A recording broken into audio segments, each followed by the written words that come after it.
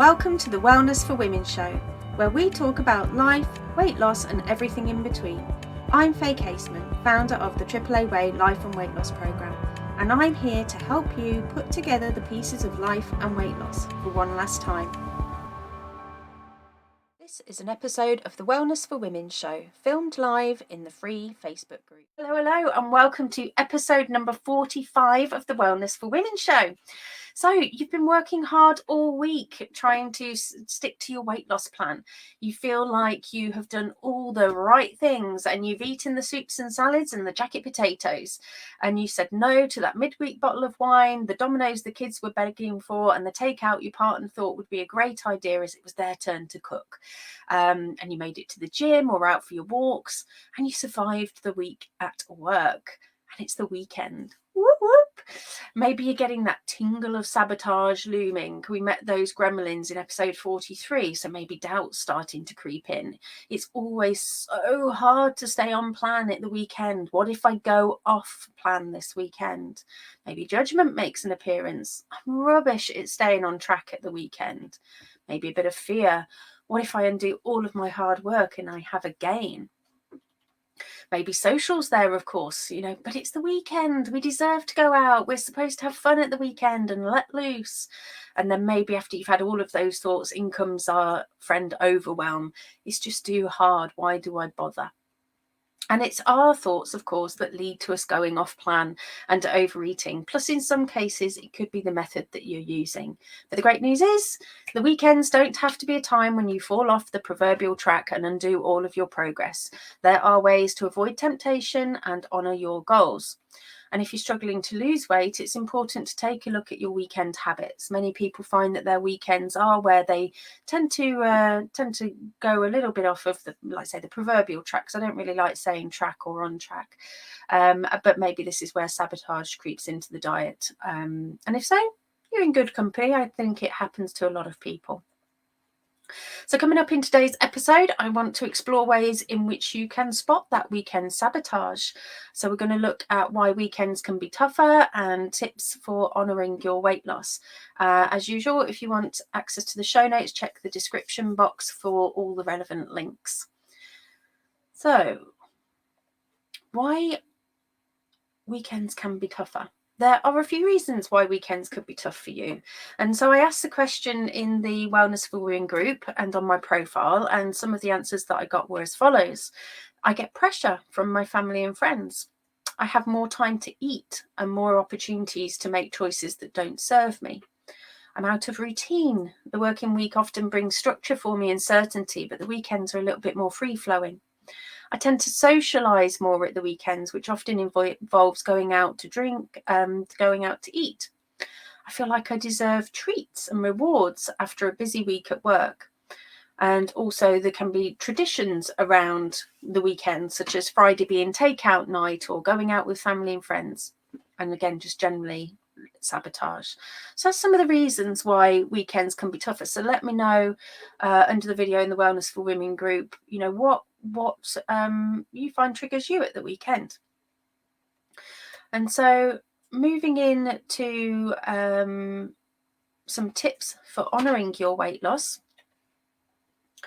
I think it's really important, first of all, is to know how your weight loss method might be impacting you at the weekend and what comes up for you personally. So be honest with yourself and notice, what are your thoughts? What are your thoughts? What are your feelings? What are your emotions? And what are your behaviours? Is it the access to the snacks? Maybe it's socializing. Maybe it's the alcohol. Maybe you're craving relief from the difficult week at work. So have a think and brainstorm what it is that you already know and take some steps and to get curious about what's actually coming up for you. So in the membership, you would use the tools that I put in there and the planner to do all of this to find out what your own unique patterns are. What I would offer is that a lot of traditional dieting methods don't give you this problem-solving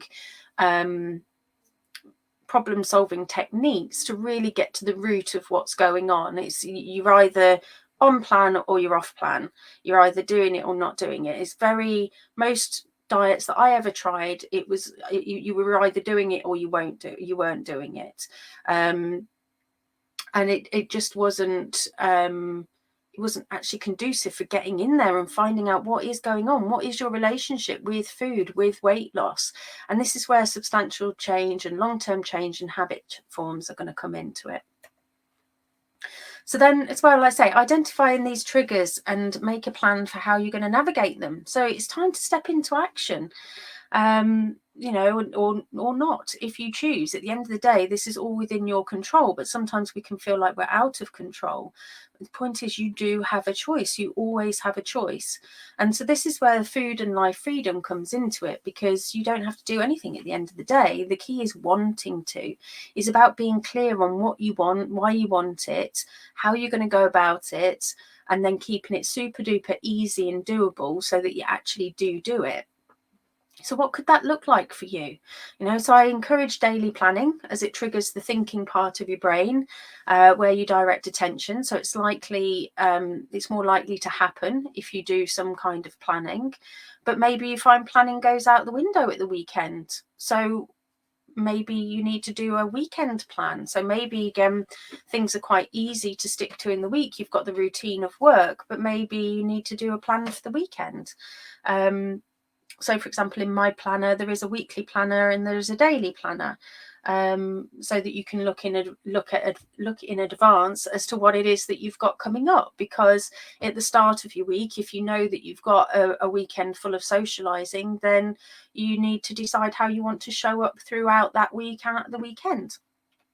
And what I always say is that there is always 3 opportunities to make a change. And that's before, during, or after.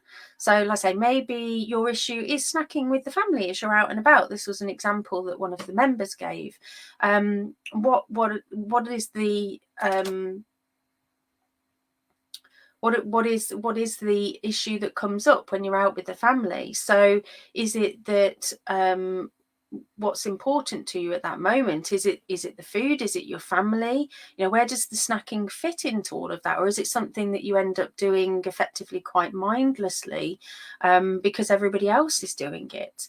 You know, or is it just easy because it is out and about, or it's because you want them because everybody else is having them? So maybe it's just habit or routine to be eating those snacks, or because it's been offered, or maybe you are hungry, or you're not hungry and you're just topping off the tank, as my mentor used to say. You know, or maybe it's a combination of all of these.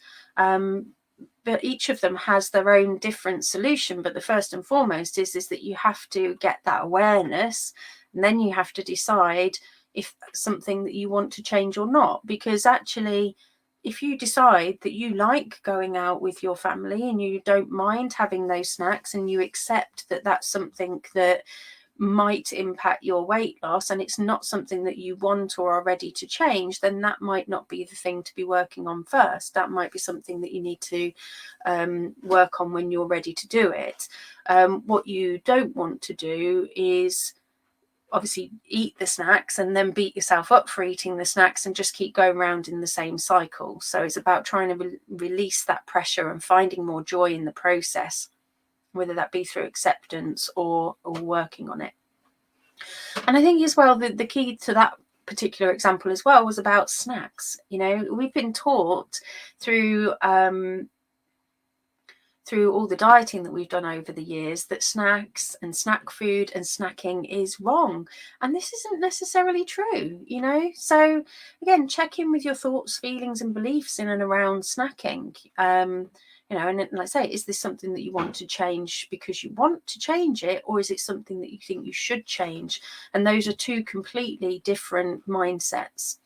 But if you want to change, you have to be happy with your choice. And so you know, you have to really feel like it is going to benefit you and your well-being and your weight loss and who it is that you want to be. And then you can start to build in micro steps for making those improvements. But again, the key is to keep it easy. So if you say to yourself, for example, no snacks or no snacking, that is likely to lead to the slippery slope of sabotage at the end of the day, because it's not going to be something that you're going to want to stick to. So whereas obviously making smaller smaller changes as you go along are more doable. So, for example, one of the ways that you could possibly level up, because that's what I encourage, is sort of little 1% changes and little level ups, is you could for example, you've got to start small. So, have a think about what it is that you do typically eat on those days when you're going out. How could you level it up a little bit? So maybe you have a bag of chips by the coast. It would be common to think in quite black and white terms, to snack or not to snack, or I mustn't snack at all. But actually, you've got a range of options to consider and try. Try being the key word here. It's about getting curious. So you could try to just eat a few bites less than usual. Share a bag instead of having your own bag. You could take food with you, and you could pre-portion your food. You could change it out for a different food. You could instead of eating out, if you buy out, you could take food with you. You could decide that you do actually want to try going without those snacks and see what happens. And maybe you want to focus on only eating them when you're hungry, or eat before you go so that you're not hungry, or just eat slower so that you can feel that physical satisfaction and really savor them. Because actually, usually when you slow down as well our eating, we then often don't want as much as well. So there's bound to be loads more that we can try. And again, this is where the power of community comes in, really, because we can brainstorm these kind of things together. But it is about making that easy plan, and something that you can stick to so that you don't feel restricted. And when you don't feel restricted, you're going to feel like you're bringing more joy to that weight loss process. You're going to feel like you're more in control of food, more in control of the process. And the more you learn to trust yourself in the process each time, the more it just gets easier ultimately. And that's when you can really start to make waves on those habit changes. So next up, I'd encourage you to just check in on your overall well-being. So weekends can be a funny time of the week, actually. You've had a busy week, so then you might have thoughts like, I deserve a treat. I say I don't talk about food in good or bad or treats. You might have a belief that weekends are for relaxing, or you might have a view that I have to do all these things around the house, or I should be doing this, or I should be doing that. I should be having fun. I should be having more joy, whatever it is.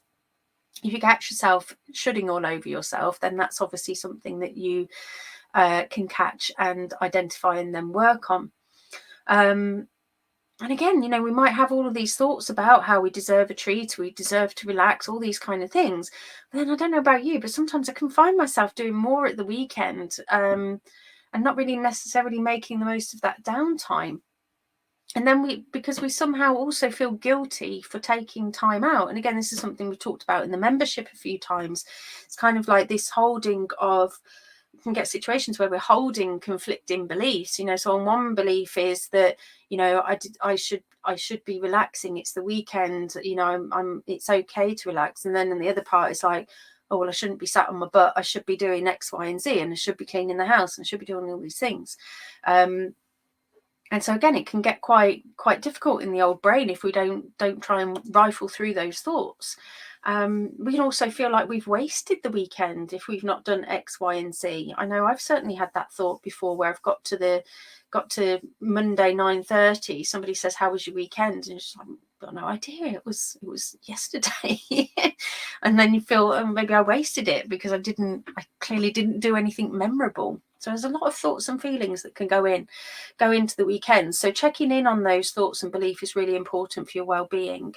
And the weekend is, at the end of the day, it's a transition time, because you're having to shift out of work mode for most of us. I appreciate not everybody works, typical 9 to 5s, but for a lot of us, whenever your weekend happens to be in the week, you are having to shift from one mode to the other, and your brain can't always keep up with that. And so it needs a little bit of helping hand to chivvy it in the right direction.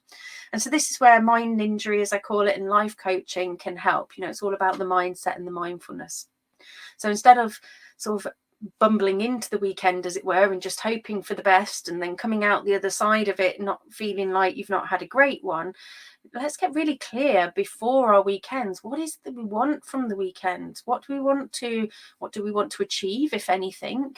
Or do we want to spend it in relaxation? In which case, if you want to relax, give yourself full permission to enjoy it and feel satisfied with that. Because, any of our downtime is precious. And so, finding ways to make sure that you do enjoy that downtime and celebrate it with some powerful thoughts is brilliant. And it can also help with the food at the end of the day, because anything that's raising your vibration, bringing you that joy, that control, you will end up feeling happier. And also then, if you're feeling happier, you will make better food choices. And mind and injury as well. So again, mindset work, mindfulness, life coaching, it can all help you to take the focus away from the food and putting it elsewhere. So, time could be spent thinking about all the fabulous things that you are seeing and doing and the people that you're out with. And this is really what mindfulness is at the core. And like I said, self-proclaimed mindful weight loss coach here. Because I do believe that mindfulness is really, really important, and it is all about getting that element of presence and enjoying the moment whilst honouring our goals. So next up, we've got stay connected. So again, community is important. And I noticed that over the weekend, contact tends to drop off in the groups that I'm in and I run.